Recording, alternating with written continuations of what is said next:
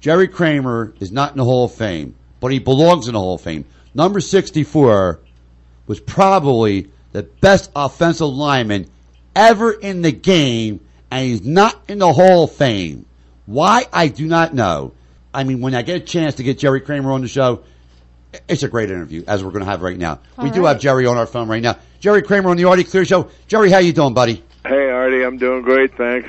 Back in the day, when you played, I don't know if there was every bounty or whatever it is, but what do you make out of all this, Jerry?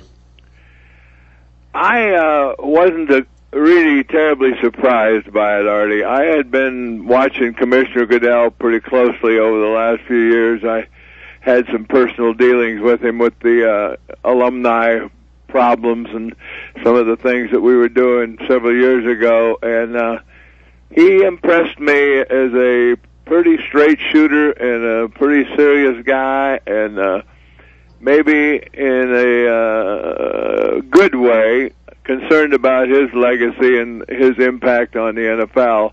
So I expected him to come down pretty hard in this situation. I didn't expect him to come down quite as hard as he did. Looking back, I think it's probably the kind of message that he wanted to send to everybody in the NFL and everybody watching the NFL, that this is a league of athletes who value one another's life and limb and treat each other like competitors, like sportsmen. This baloney about the bounties, that is, there's no place in football for that. There's no place in any sport for that I'm aware of. So I'm pleased with the way things are. I think he did what he had to do, and I think he came down hard, and I think he got some people's attention. I hope he did. I mean, if that doesn't get their attention, nothing will. So hopefully that's the last we'll hear of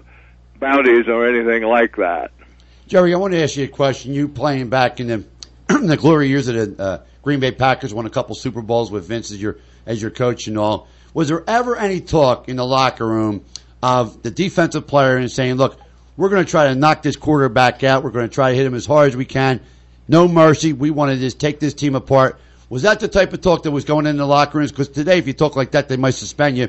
What was in your day? How did they talk about the other team, the opposing team that you had to play against? You know, Coach Lombardi had some very basic, fundamental beliefs about playing football and playing the game. And I was talking to Willie Davis yesterday, and we were talking about this incident, and I said, Willie, you remember when, I can't remember who it was now, that swung at a guy in a game? One of our ball players swung at a guy and missed him, but Lombardi ran the film back about 3 times. He goes, Mister, that's not the kind of ball players we have around here.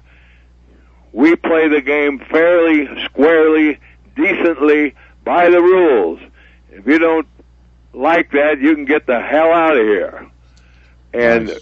And Willie said, that was Nitschke. That was Nitschke he was talking to.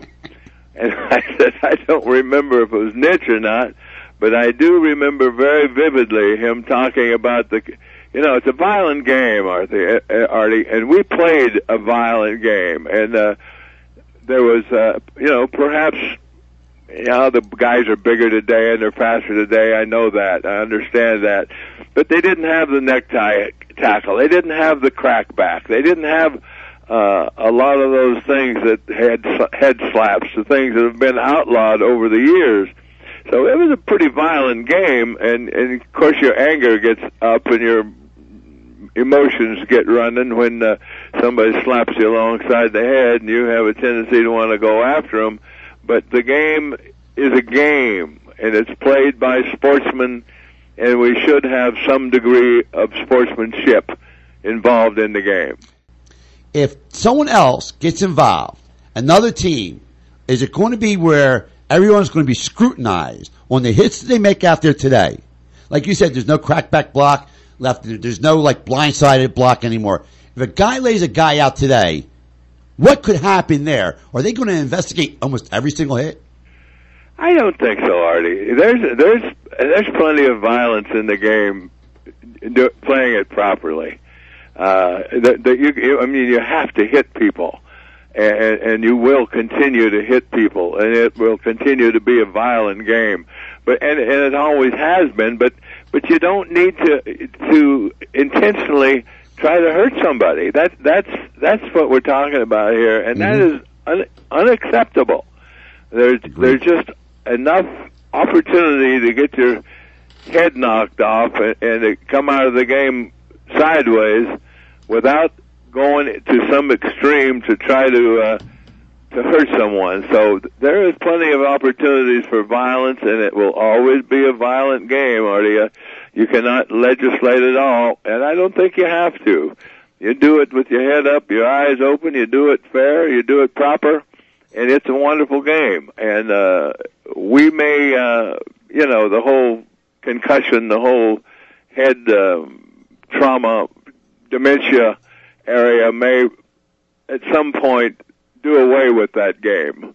It may be to the point where we just learn too much about our brains and protecting them, and there's not much we can do, and it may be we end up not playing the game down the road a ways. But in the meantime, just keep your head up, your eyes open, and go about it fairly, squarely, and decently by the rules.